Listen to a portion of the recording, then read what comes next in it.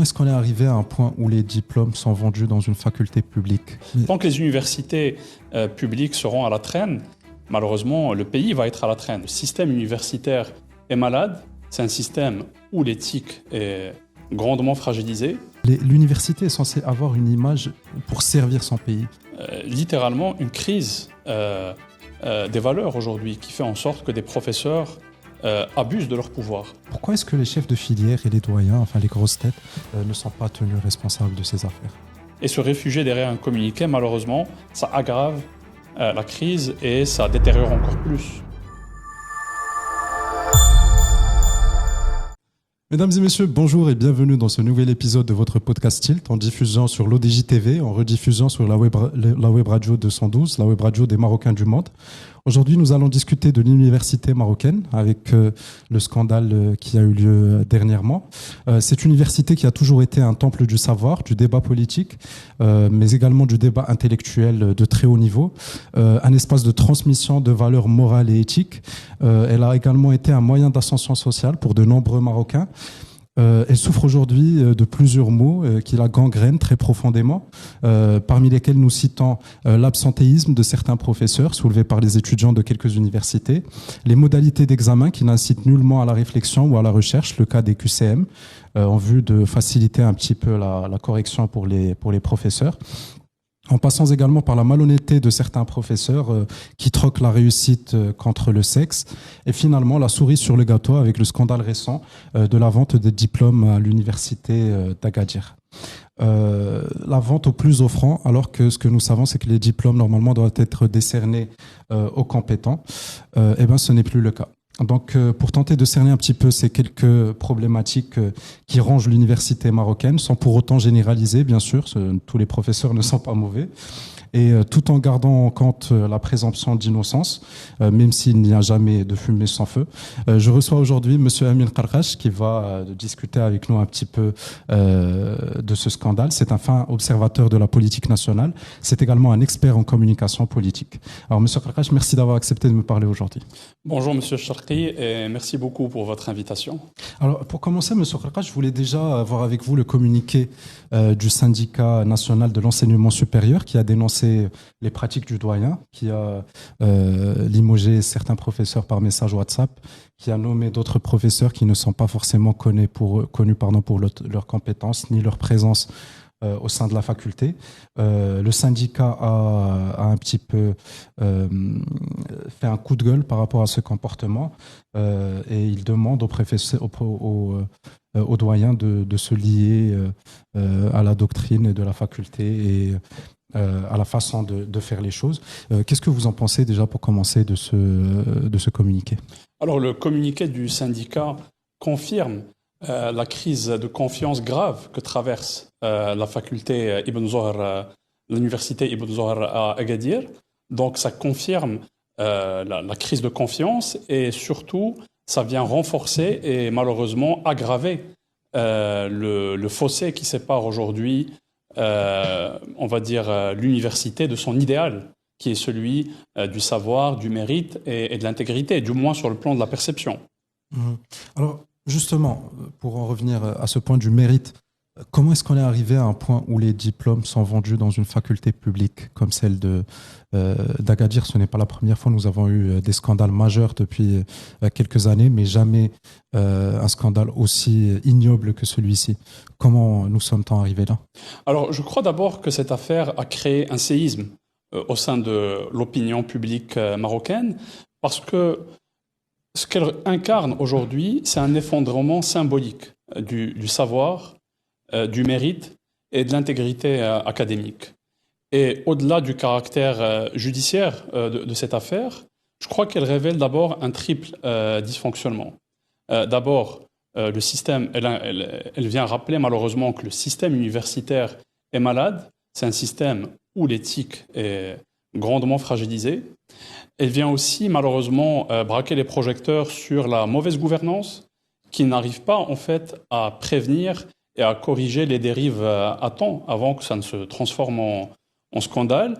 Et surtout, moi, c'est le point qui m'a interpellé le plus, c'est que ça vient révéler et rappeler encore une fois que la gestion de communication de crise est inexistante ou pour le moins inefficace, tant du côté de l'université que du côté des pouvoirs publics. Alors, en effet, nous allons y revenir un petit peu plus tard.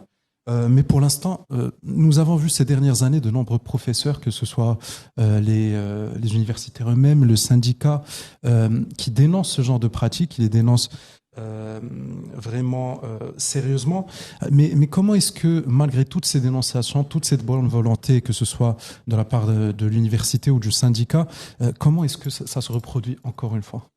Alors, je crois que c'est d'abord une question de culture administrative. Donc, c'est une culture administrative qui malheureusement est dysfonctionnelle, qui n'arrive pas en fait à récompenser, ou plutôt qui n'arrive pas à prévenir à temps et à identifier à temps les dérives. Et la question qui se pose aujourd'hui, c'est, parce que selon plusieurs rapports médiatiques, depuis plusieurs années, des professeurs, des étudiants auraient en fait tiré la sonnette d'alarme. Donc, la première question qui se pose, c'est qui était au courant? Quand les responsables étaient-ils au courant et pourquoi il n'y a pas eu de commission d'inspection, pourquoi il n'y a pas eu un audit qui a été effectué à temps? Pourquoi attendre justement que ça se transforme en scandale et que ça se transforme en affaire judiciaire alors que ça aurait pu probablement être neutralisé depuis plusieurs années. Donc la question se pose sur la transparence, sur l'imputabilité, et c'est pour ça que je parlais de culture administrative, de culture de gestion qui malheureusement est défaillante aujourd'hui. Et il y a une crise de confiance. L'institution universitaire au Maroc traverse une crise de confiance en raison des enjeux d'intégrité, mais en raison de plusieurs autres enjeux aussi. On parle de sureffectifs, on parle d'infrastructures qui sont inadaptées, où les capacités ne sont pas à la hauteur du nombre d'étudiants, ce qui, bien sûr, compromet la qualité de l'enseignement. Donc, la crise que traverse l'université est à plusieurs niveaux, mais aujourd'hui, c'est une crise de confiance et qui, malheureusement, vient compromettre les efforts du Royaume, que ce soit en matière de lutte contre la corruption, mais aussi, et ça c'est très important, le soft power, la capacité des universités marocaines à attirer les talents, et aussi la capacité des universités marocaines à établir des partenariats avec des universités étrangères. Donc c'est le rayonnement dans une université qui est aujourd'hui remis en cause. Et comme vous l'avez souligné dans votre question, ce n'est pas la première crise. Donc la question se pose, qu'a-t-on appris de toutes ces crises aujourd'hui? Alors vous avez parlé à la fois de la confiance des Marocains envers le cadre universitaire du pays, mais je voudrais aussi attirer votre attention sur le poids, comme vous avez parlé, des soft skills des universités en général. On a le cas de Harvard qui tient un bras de fer très solide avec Donald Trump depuis quelques jours. L'université est censée avoir une image pour servir son pays, mais dans le cadre de scandales répétitifs et d'envergure comme celui-là, comment est-ce que ça affecte un petit peu le potentiel qu'auraient pu avoir nos universités en fait, que ce soit au niveau international ou la confiance avec les Marocains? Mais en fait, vous aviez raison de soulever d'abord l'exemple de l'université d'Harvard, qui fait partie, comme tout le monde le sait, du réseau des Ivy League au sein des États-Unis. Et ce réseau d'excellence a longtemps et participe encore justement à renforcer l'image des États-Unis et à améliorer le soft power des États-Unis en attirant les meilleurs talents mondiaux. Donc, ça a in fine un impact sur la compétitivité économique aussi. Et hélas, ce qu'on voit aujourd'hui aux États-Unis est très triste. C'est un recul que M. Trump est en train d'incarner vis-à-vis de ses rapports avec l'université et vis-à-vis du rôle que jouent ces universités dans l'attraction mondiale des États-Unis. Donc, dans plusieurs pays dans le monde, l'université a servi en fait de rôle moteur pour la mobilité sociale. Et aujourd'hui, malheureusement, ce qu'on voit, c'est que l'espoir que portent les gens dans l'université comme levier pour la mobilité sociale est compromis aujourd'hui. Parce que les premières victimes auxquelles il faudrait penser, c'est tous ces élèves méritants qui sont exclus du système, et incluant leurs parents qui se sont mobilisés pour les accompagner et qui aujourd'hui se retrouvent, dans le cas présumé de celui d'Agadir, face à un système qui récompense les plus offrants. Donc la notion d'équité, la notion de mérite qui est au cœur qui est, on va dire, au cœur des valeurs que véhicule l'université, est aujourd'hui compromise. Et ça crée malheureusement un précédent qui est très dangereux. On va s'éloigner un petit peu du système dans sa généralité et je veux zoomer un petit peu sur le comportement de certains professeurs. Bien sûr, ce n'est pas une généralité. La majorité des professeurs travaillent très correctement, mais certains professeurs ont des comportements un petit peu suspects. Ils obligent les étudiants, par exemple, à acheter leurs ouvrages ou leurs cours en polycopiés. Ne parlons même pas de l'absentéisme qui devient la règle générale avec des profs qui se présentent 2 ou 3 cours par semestre. Ou encore des professeurs qui iraient jusqu'à bloquer la carrière académique de certains étudiants pour un mot qu'ils n'ont pas aimé ou pour une confrontation avec un étudiant et qui se permettent carrément de leur mettre des bâtons dans les roues. Comment est-ce qu'on peut expliquer ces comportements? Est-ce une doctrine que certains professeurs partagent? Est-ce un abus de pouvoir? Est-ce qu'il n'y a pas de surveillance de corps qui pourrait surveiller ces comportements? Comment ça se fait? Alors, dans un premier temps, je dirais que ces comportements sont insupportables, malheureusement, parce qu'ils remettent en question l'intégrité du professeur, ils remettent en question la confiance qu'ont les étudiants dans leurs professeurs, et surtout, c'est une question de conflit d'intérêts. Donc, c'est malheureusement le résultat d'une absence de sens civique, d'une absence de sens moral. Donc, c'est littéralement une crise des valeurs aujourd'hui qui fait en sorte que des professeurs abusent de leur pouvoir. Et c'est aussi, comme vous l'aviez soulevé, un échec des garde-fous. Parce que qui est censé contrôler ça? Qui est censé s'assurer que les professeurs respectent le cadre, respectent leurs devoirs et soient intègres? Donc, c'est une crise des valeurs, c'est un échec des garde-fous qui sont censés en fait protéger les étudiants contre ces abus de pouvoir. Et il y a lieu aujourd'hui de revoir de fond en comble la gouvernance universitaire pour s'assurer que les élèves, en fait, que les étudiants, que leur droit de recevoir un enseignement de qualité et d'être respectés soit bien établi. Alors, je ne sais pas si vous avez la même vision que moi, mais depuis les années 2000 à peu près, la fac devenait un petit peu la réponse de ceux qui ne décrochaient aucune école. C'était un petit peu une solution de dernier recours. Ne pensez pas que cette image un petit peu, ingrate qu'on a de la faculté qui a fait en sorte que tout le système devienne un petit peu plus anarchique ou moins organisé? C'est certain que l'université publique au Maroc aujourd'hui souffre d'abord d'une image qui malheureusement, comment on peut dire ça?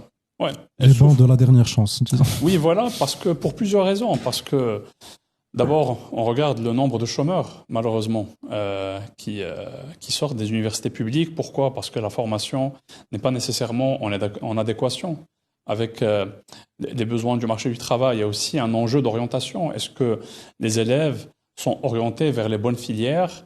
Est-ce que les filières répondent réellement aux besoins des entreprises, du marché du travail? Est-ce qu'il y a un système d'alternance qui permet aux étudiants, au-delà de l'enseignement théorique, d'être aussi en immersion, d'être intégrés en amont dans le marché du travail? Chose qui se fait couramment dans les pays européens, surtout dans les cycles de master. Exact. Après, bon, il y a des problèmes structurels dans l'économie marocaine qui expliquent ça aussi. On est dans une économie qui est dominée par les petites et moyennes entreprises qui n'ont pas nécessairement les ressources pour financer, à partir de leurs fonds propres, un système d'alternance, ce qui implique évidemment un accompagnement de la part de l'État. Et c'est ce que l'État propose, entre autres, dans sa nouvelle feuille de route pour l'emploi, dans l'espoir de baisser le taux de chômage à 9% d'ici les prochaines années. Donc, somme toute, l'université publique aujourd'hui au Maroc souffre malheureusement d'une image qui est négative, mais en même temps, c'est le rôle de l'université, c'est le rôle de l'État de rétablir une image positive parce que l'université est le seul moyen, là je parle au niveau macroéconomique, d'améliorer en fait. Le seul moyen d'ascension sociale. D'ascension sociale, mais aussi d'améliorer la compétitivité industrielle et économique du Maroc. C'est le capital humain qui est aujourd'hui au fondement du progrès économique. Donc, tant que les universités publiques seront à la traîne, malheureusement, le pays va être à la traîne. Il y a un effet d'entraînement qui est provoqué. On le voit malheureusement aussi dans les classements internationaux. À ma connaissance, il n'y a pas d'université publique marocaine qui figure dans le top 500, enfin dans les classements de référence mondiaux. Pour plusieurs raisons. Parce qu'il n'y a pas assez de recherche qui est faite, il n'y a pas assez de contribution à l'excellence académique qui est faite. Et les crises qu'on voit aujourd'hui, malheureusement, renforcent cette image. Et que font les pouvoirs publics et les universités? Malheureusement, des efforts faits jusqu'à maintenant. Il y a eu de multiples réformes du système universitaire au Maroc depuis l'indépendance jusqu'à aujourd'hui. Mais force est de constater que ces réformes n'ont pas abouti aux résultats escomptés. Alors, justement, c'est ce que je me disais. Nous ne sommes même pas... tous les scandales que nous voyons sont des scandales de gestion, de management de base. La vente de diplômes, c'est quand même pas... Vous n'avez pas besoin d'un bac plus 30 pour comprendre qu'il ne faut pas vendre les diplômes de l'université. Le sexe contre les notes, vous n'avez pas besoin d'être un doctorant pour comprendre que c'est immoral. Donc, on n'est même pas arrivé à ce stade de renforcer la recherche, d'aller un petit peu dans la profondeur des choses. On est encore bloqué dans le b.a.-ba de la gestion. Vous avez vu, par exemple, le sommet qu'a organisé Macron en France ces dernières semaines pour attirer les chercheurs du monde pour pouvoir renforcer les universités françaises. Mais nous, on est encore vraiment très très tôt, si je peux me permettre, dans l'organisation universitaire. Justement, la vie politique dans les universités a été vidée de son contenu pendant les années 80-90. Nous avions des organisations estudiantines qui étaient très très puissantes. Les syndicats également ont été très affaiblis. Est-ce que vous pensez que c'est l'affaiblissement de ces institutions qui a créé un vide? Et comme vous le savez, la nature est le vide. Écoutez, c'est certain que, on va dire, l'affaiblissement de la participation politique au sein des universités, l'affaiblissement aussi des syndicats de façon générale d'ailleurs, pas juste au niveau des universités, mais à l'échelle du pays, le taux de syndicalisation est très faible. En fait, ce sont des forces politiques qui sont fondamentales et qui participent au dynamisme, qui participent au sens civique et au sens de l'intégrité, qui auraient pu aider les universités à rétablir leur image. Malheureusement, ces forces aujourd'hui sont de moins en moins présentes au sein des universités et c'est ce qui explique une partie des dérives qu'on observe. Ça rejoint un petit peu l'idée de la faillite des garde-fous que vous venez de mentionner. Exactement. Ça fait effectivement partie des garde-fous qui ne sont peut-être pas des garde-fous légaux, mais du moins sur le plan institutionnel, avoir un syndicat qui est fort, que ce soit au niveau estudiantin ou au niveau des professeurs, c'est un contre-pouvoir au sein de l'université. Et ça permet de protéger contre les abus de pouvoir. Mais quand ces contre-pouvoirs sont faibles, évidemment, ça ouvre la porte et ça peut, hélas, encourager certains à abuser de leur autorité. Alors, pensez-vous qu'il y a une certaine politique de l'impunité qui a été historiquement implantée au Maroc, notamment dans les domaines sécuritaires, tout ce qui est intérieur, etc. Ce sentiment d'impunité qui commence à se faufiler un petit peu dans la tête des professeurs, qui fait qu'ils se permettent des choses qui ne se permettraient pas il y a 20 ou 30 ans. Écoutez, les raisons sont nombreuses pour expliquer les abus de pouvoir, les abus d'autorité de la part de certains membres du corps professoral ou même de certains membres éventuellement de la direction des universités. Et je dirais que je verrais les choses de façon beaucoup plus, on va dire, globale. C'est que le Maroc a une stratégie pour lutter contre la corruption. Malheureusement, cette stratégie jusqu'à aujourd'hui n'a pas donné les résultats escomptés. Et les raisons sont... Moi, j'identifie au moins 3 raisons. Pourquoi la corruption est toujours endémique au Maroc. Premièrement, on a des contre-pouvoirs faibles. Donc, quand je parle de contre-pouvoirs, je parle des médias, notamment les médias qui sont en mesure de réaliser des enquêtes. Je parle aussi du contre-pouvoir que peut jouer, par exemple, les syndicats au sein de la société. Vous avez aussi les institutions constitutionnelles, par exemple l'instance anti-corruption qui était présidée par Monsieur Rachdi. Exactement. Monsieur Rachdi avait déclaré que la corruption au Maroc n'est pas en train de chuter, elle est en train d'augmenter. Il a même déclaré que ça coûtait au pays 52 milliards par an. Exact. Et il est entré en clash direct avec le gouvernement et notamment le chef du gouvernement, chose qui a fini par limoger Monsieur Rachdi de son poste. Exactement, c'est une très mauvaise gestion de la part du gouvernement du rapport qui a été publié sur justement les difficultés et à atteindre les objectifs en matière de lutte contre la corruption. Mais peut-être juste pour finir sur les points qui expliquent pourquoi on n'avance pas. Je parlais des contre-pouvoirs qui sont faibles. Oui. Il y a aussi au niveau institutionnel, en fait au niveau plus législatif, il y a une loi sur l'accès à l'information qui existe, qui malheureusement n'est pas justement bien structurée. C'est un principe constitutionnel même. Voilà, c'est un principe constitutionnel, mais malheureusement, au niveau opérationnel, la loi sur l'accès à l'information telle qu'elle a été adoptée ne permet pas aujourd'hui de réellement obtenir les informations nécessaires auprès des différentes administrations. Et toujours sur le plan législatif, il n'y a pas de loi à proprement dit sur les conflits d'intérêts. Donc, c'est un ensemble de facteurs. Loi qui a été retirée par. En fait, celle qui a été retirée, c'est sur l'enrichissement illicite. Celle sur les conflits d'intérêts, elle n'a pas été retirée, à ce que je sache. Elle était dans le circuit, c'était un avant-projet de loi, mais on n'en a plus jamais entendu parler. Voilà. Donc, c'est un ensemble de facteurs législatifs, politiques, de contre-pouvoirs qui expliquent pourquoi. Pourquoi la corruption est-ce une fatalité, monsieur? Heureusement que non. Heureusement que ce n'est pas une fatalité. C'est une question de volonté politique d'abord. Et aujourd'hui, malheureusement, la volonté politique, je me pose la question, est-ce qu'elle y est? Parce que quand on voit comment le gouvernement a répondu au rapport qui a été publié sur la lutte contre la corruption, le gouvernement avait en fait décidé de politiser ce rapport. Il a établi un narratif dans lequel ce rapport s'attaque, on va dire, aux mesures que fait le gouvernement, alors que ce que ce rapport révélait réellement, c'est que le gouvernement a quand même accompli des choses, mais ces choses-là ne sont pas suffisantes. Et le gouvernement, au lieu de politiser le débat avec l'instance de lutte contre la corruption, il devrait plutôt travailler avec elle.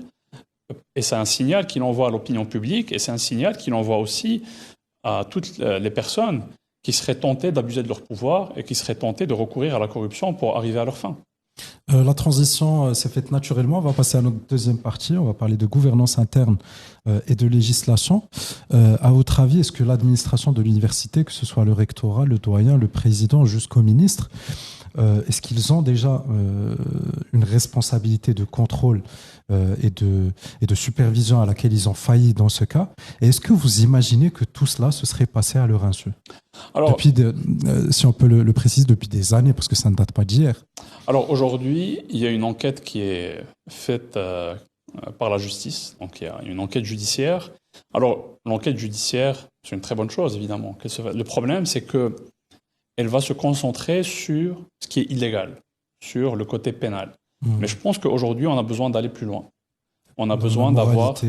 Voilà, en fait, on a besoin de comprendre quelles sont les causes profondes qui ont mené à ce potentiel scandale. Parce qu'aujourd'hui, ce n'est pas seulement une question de système d'infraction pénale, c'est une question de gouvernance, comme vous l'aviez soulevé.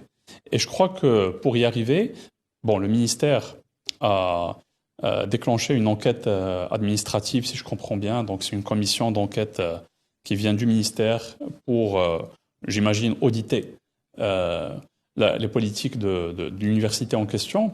Mais à mon avis, ce qu'il faudrait faire aujourd'hui, c'est encore plus loin. Il faut aller plus loin, dans le sens où il faudrait une commission d'enquête indépendante qui investigue à la fois les pratiques de l'université, mais aussi qui cherche à comprendre le rôle du ministère comme garde-fou, justement. Parce qu'aujourd'hui, l'autorégulation, je pense, a montré un peu ses limites. Donc, c'est le temps de confier à une commission qui est indépendante des parties prenantes, justement. Donc, il y aura toute la marge de manœuvre pour établir quels sont les éléments au niveau de la gouvernance qui se sont révélés défaillants et qui ont conduit à ce qu'aujourd'hui, il y ait une crise de confiance au sein de l'université. Et surtout, une commission qui va établir des pistes de solutions, des recommandations, des changements de politique, éventuellement des changements législatifs. On parle depuis longtemps de réformer la loi cadre sur les universités. C'est une loi qui comporte un volet en matière de régulation. Est-ce que le volet en matière de régulation de cette loi est suffisant? Parce que, si je comprends bien, il y a un volet où l'université fait de l'autorégulation, mais il y a aussi une agence qui s'occupe de l'évaluation des universités. Donc, c'est un mélange des deux. Donc, est-ce qu'aujourd'hui, il faudrait qu'il y ait moins d'auto-évaluation et plus d'audit de la part d'agences indépendantes? C'est un débat qui est ouvert aujourd'hui. Et la seule façon d'ouvrir cette réflexion collective et ce débat, c'est avec une commission d'enquête indépendante. Alors, bien sûr, en gardant en tête la présomption d'innocence et le fait que l'affaire est maintenant entre les mains de la justice, il semblerait quand même très invraisemblable que le professeur ait agi tout seul. C'est des masters. Un master implique forcément plusieurs modules, ce qui implique forcément plusieurs professeurs signataires. Est-ce que vous pensez qu'il a bénéficié de complicité interne au sein de la faculté? Alors, on verra ce que le tribunal va trancher, puis on verra ce que le tribunal va livrer comme justement parce qu'on ne veut surtout pas que ce professeur passe pour le seul responsable, parce que ce n'est forcément pas le cas. Et ça serait injuste et pour lui et pour nous de lui faire porter toute l'affaire. Je veux dire, ça m'a tout l'air d'être une faille collective. Et c'est comme on l'a dit au début, c'est un échec des garde-fous. Si, évidemment, l'affaire se révèle comme c'est présumé. Et la seule façon d'établir les faits, et surtout d'aller plus loin que l'aspect pénal et l'aspect judiciaire, encore une fois, c'est une commission d'enquête indépendante. Ça se fait dans plusieurs pays. Il y a plusieurs pays qui, aujourd'hui ou dans le passé, ont organisé des commissions d'enquête publiques, commission d'enquête publique, où il y a un juge ou un expert qui est nommé avec d'autres personnes expertes et qui ont le pouvoir, l'autorité de demander des renseignements, d'assigner des témoins. Et pourquoi j'insiste sur le caractère public de cette démarche? Parce que tout l'enjeu est de restaurer le lien de confiance. Parce que les commissions d'enquête entre quatre murs suscitent la méfiance et la défiance. Et aujourd'hui, l'enjeu, c'est de rétablir le lien de confiance. Donc, à mon avis, il faudrait une commission d'enquête publique, indépendante, qui va au fond, qui dépasse le cadre pénal et qui essaie d'investiguer et d'identifier quelles sont les politiques à changer, quelles sont les choses qui sont dysfonctionnelles. Et à votre avis, c'est quel organe qui devrait déclencher cette mesure? Le Parlement, le gouvernement? Alors, moi, je crois que le gouvernement devrait prendre cette initiative. Moi, je pense que le gouvernement devrait prendre cette initiative et établir une commission d'enquête publique indépendante, oui. D'accord. Mais bien sûr, si le Parlement, parce que le Parlement, techniquement, pourrait, s'il a le nombre de voix requis, proposition de loi. Voilà, il pourrait, de ses propres moyens, demander l'établissement d'une commission d'enquête. Malheureusement, c'est ce qu'il avait tenté de faire avec l'enjeu de l'importation des bovins, puis des exemptions fiscales qui ont été accordées, puis toutes les soupçons qui pesaient sur les importateurs qui ont bénéficié d'exemptions fiscales. Les fameux 18. Comment? Les fameux 18. Et peut-être même plus. Et malheureusement, ça n'a pas abouti. Mais oui, le Parlement a le pouvoir aussi de faire appel à une commission d'enquête. D'accord. Que ce soit dans ce scandale ou dans les scandales précédents que l'université a connus, surtout dans les scandales précédents, pourquoi est-ce que les chefs de filière et les doyens, enfin les grosses têtes, ne sont pas tenus responsables de ces affaires? C'est une bonne question. C'est une bonne question. C'est certain que l'ensemble, on va dire, en fait, là je parle de façon générale, quand un scandale surgit, quand il y a une affaire qui devient publique, moi je crois que par esprit de responsabilité et d'imputabilité, le premier qui devrait prendre la parole, c'est d'abord le président de l'institution concernée. Et ce n'est pas l'objectif n'est pas de le culpabiliser. L'objectif est, vous savez, quand vous avez un pouvoir, vous avez une responsabilité. Donc, c'est d'assumer la contrepartie et responsabilité qui vient avec votre pouvoir. Et aujourd'hui, ce que je vois, c'est une absence dans le débat public des principaux dirigeants de ces institutions. Alors, nous allons revenir à la gestion de la crise un petit peu plus tard, mais pour l'instant, est-ce que vous croyez que même s'il y a une volonté derrière, est-ce que la législation actuelle que vous avez mentionnée il y a quelques instants est suffisante pour sanctionner certains professeurs corrompus ou certaines pratiques comme celle-ci? Il y a lieu de se poser la question si la législation est dissuasive. Est-ce qu'elle est suffisamment outillée? Puis, c'est pas juste une histoire de législation. On peut très bien... Vous savez, le Maroc n'a aucun problème à adopter des projets de loi. Là où réside le réel problème en termes de gouvernance, c'est au niveau de l'applicabilité. Donc, est-ce qu'on se donne les moyens, les ressources financières de réellement appliquer les lois qu'on a adoptées? Il y a plusieurs lois qui sont adoptées, mais il n'y a pas nécessairement les décrets d'application qui entrent en vigueur ou qui prennent du temps à entrer en vigueur. Et une fois entrés en vigueur, est-ce que l'administration possède les ressources budgétaires, humaines, financières nécessaires pour appliquer la loi? Et aujourd'hui, quand on voit que le gouvernement a amputé le budget de l'instance nationale de lutte contre la corruption, Oui. C'est malheureusement... C'est un signal très clair. C'est un signal qu'on ne prend pas le problème au sérieux, surtout. Oui. Alors, vous avez parlé de la mesure qu'avait pris le ministère de l'Enseignement supérieur en envoyant une commission qui n'est pas indépendante sur place. Est-ce que vous pensez que c'était suffisant et quelles mesures auraient pu être prises par le ministère? Alors, premièrement, la question se pose, pourquoi maintenant cette commission décide de déclencher cette enquête? Pourquoi pas depuis les années? Parce que selon les rapports médiatiques qui ont été publiés, que tout le monde a lu... En effet, monsieur Dréouch, responsable syndicaliste, a déclaré il y a quelques jours qu'il y avait une commission qui avait été envoyée en 2018. Cette commission a observé de nombreux dérapages, de nombreuses pratiques et que ça n'avait abouti à rien. Cette commission a été retournée à Rabat et que ça s'était calmé ensuite. Donc oui, c'est une question... Ça soulève des questions sur la crédibilité de cette démarche. Et sur qui protège ce système? Voilà, donc c'est beaucoup de questions sur... encore une fois, que je rappelle les questions que je posais au début, c'est qui était au courant? Quand ces personnes étaient-ils au courant? Pourquoi n'ont-ils pas agi à temps pour neutraliser les mauvaises pratiques? Donc, est-ce que cette démarche de la part du ministère est crédible? En tout cas, la question se pose aujourd'hui. Et qu'est-ce que le ministère aurait dû faire dans ce cas? De façon générale, quand un ministère reçoit des informations sur des mauvaises pratiques, sur des potentielles dérives, la première des choses, c'est de prendre ces allégations au sérieux et de mobiliser ses ressources pour aller au fond du problème et établir les faits. Ou sinon, transférer ce dossier aux autorités judiciaires.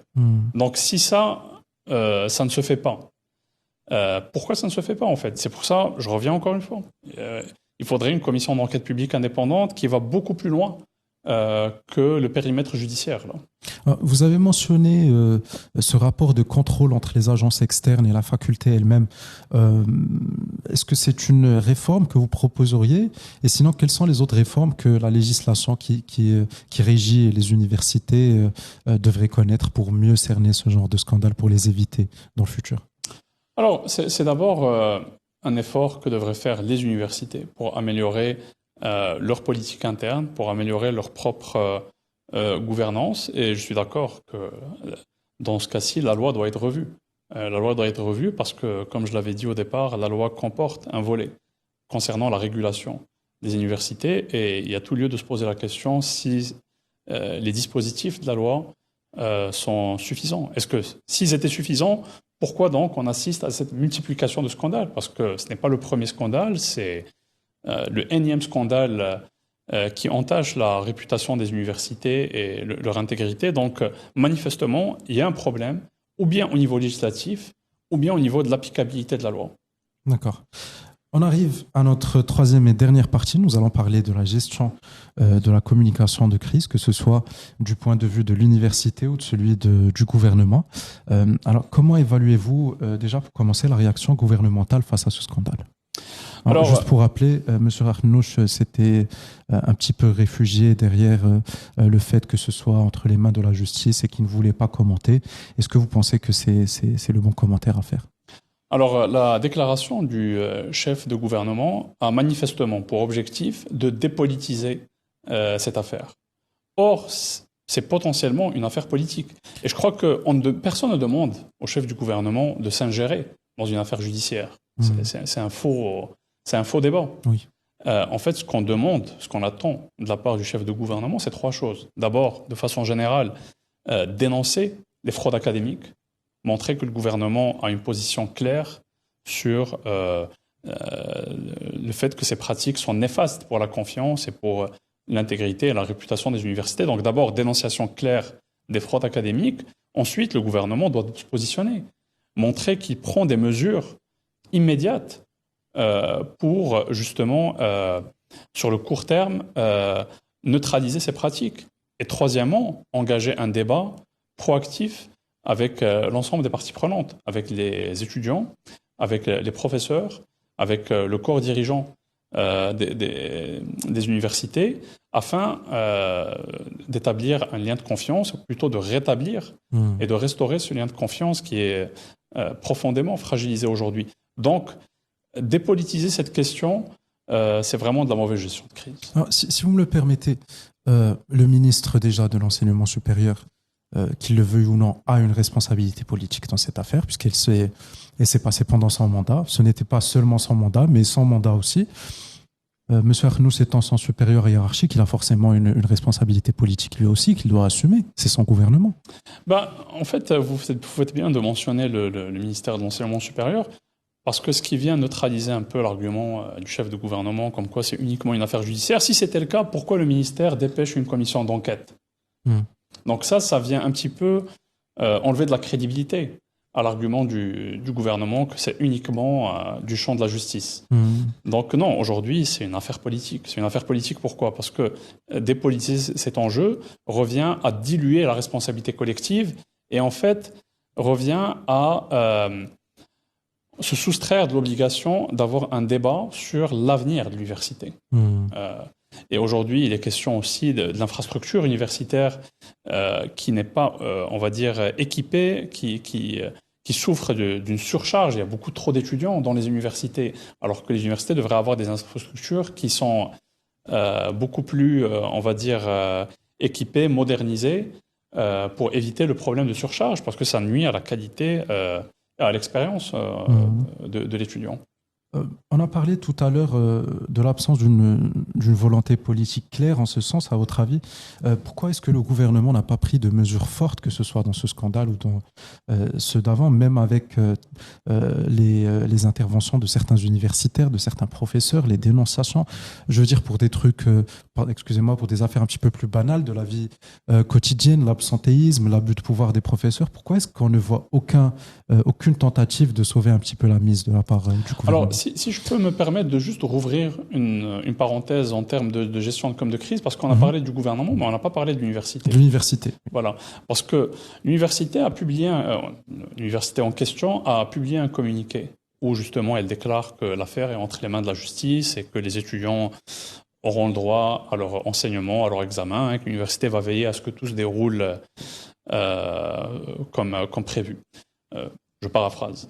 Mais qu'est-ce qui pose problème au niveau de cette approche en termes de gestion de communication de crise? Premièrement, il n'y a aucune reconnaissance que les étudiants sont en train de traverser une crise de confiance, premièrement.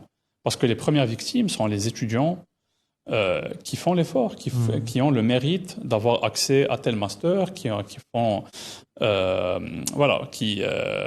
travaillent de façon rigoureuse et qui sont les premières victimes de la fraude, de la potentielle fraude académique. Donc, première chose, il n'y a pas de reconnaissance que les étudiants sont en train potentiellement de subir un tort. Il y a aussi le fait qu'il n'y a personne qui incarne le leadership de l'université. C'est un communiqué qui est complètement anonymisé. En fait, c'est ce que j'appelle l'anonymat institutionnel. Il n'y a pas de figure forte au sein de l'université. Ça pourrait être son président, par exemple. Ça pourrait être le doyen de la faculté qui prend la parole. Parce que pour rassurer et pour rétablir le lien de confiance, les gens ont besoin de voir le visage, le leader qui incarne l'institution.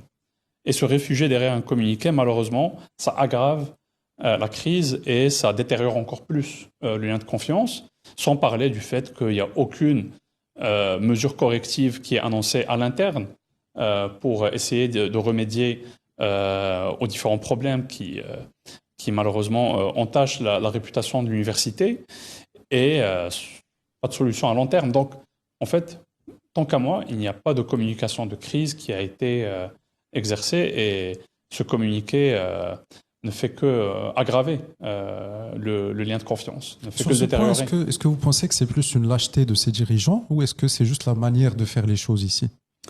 C'est une mauvaise approche, ça c'est clair. C'est une très mauvaise approche. Et comme je l'avais dit au début, le pouvoir vient avec une responsabilité.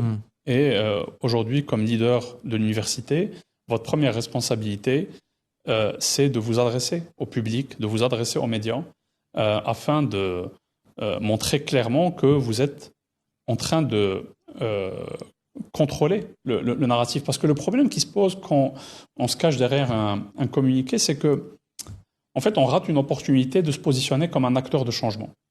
Et aujourd'hui, c'est une opportunité ratée de la part de la faculté ou de l'université en question de montrer que ce n'est pas seulement une faculté qui subit potentiellement la fraude ou qui subit de façon établie, on va dire, la critique publique, mais c'est un acteur qui a le pouvoir de reprendre le contrôle du narratif et de se positionner comme un acteur de changement avec des actions claires pour donner de la lisibilité, justement, sur l'avenir pour ces étudiants et l'ensemble des parties prenantes, parce qu'il y a les étudiants, il y a les professeurs, il y a l'ensemble des partenaires qui comptent et qui ont confiance dans l'université, dans son intégrité. Et aujourd'hui, malheureusement, je le répète encore une fois, mauvaise gestion de crise et opportunité complètement ratée pour repositionner l'université comme une institution éthique et comme un moteur du changement social.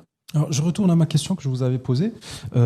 Pourquoi est-ce que le gouvernement n'agit pas de façon claire, ne fait pas de tentatives fortes, solides dans ce sens pour sauver un petit peu l'état des lieux de l'université marocaine?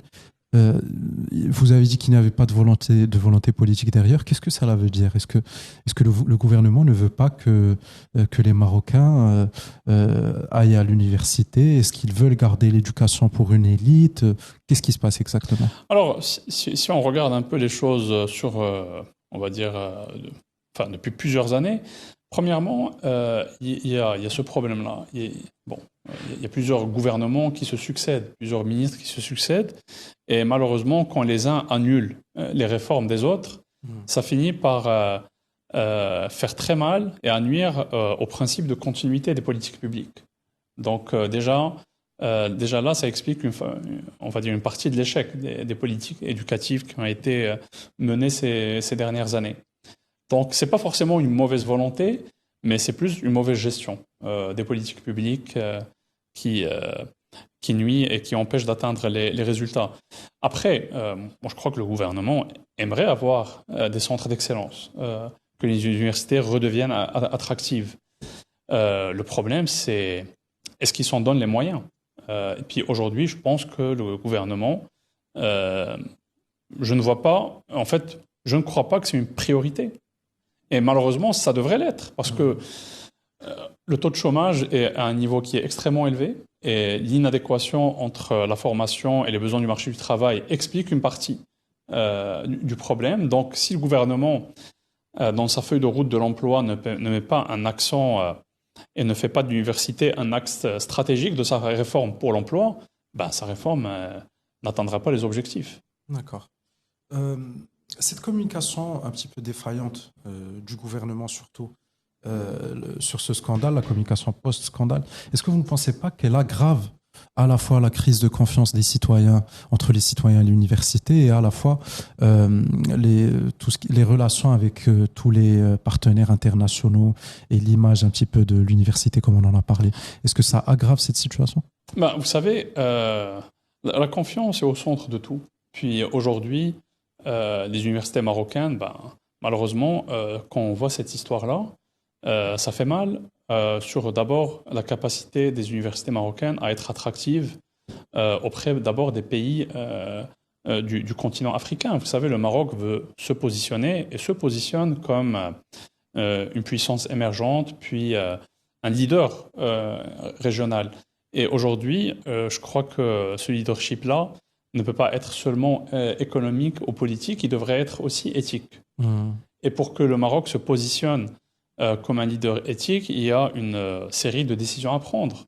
D'abord, réformer la gouvernance des universités pour s'assurer de mettre fin aux actes de corruption. Il y a aussi, je le disais au début, adopter une loi sur les conflits d'intérêts, adopter une loi sur le lobbying. Donc il y a une série de décisions, de mesures législatives qui doivent être prises pour repositionner le Maroc comme un champion de l'éthique au sein de l'Afrique. C'est de nature aussi à rassurer évidemment tous les investisseurs internationaux qui viennent s'établir au Maroc.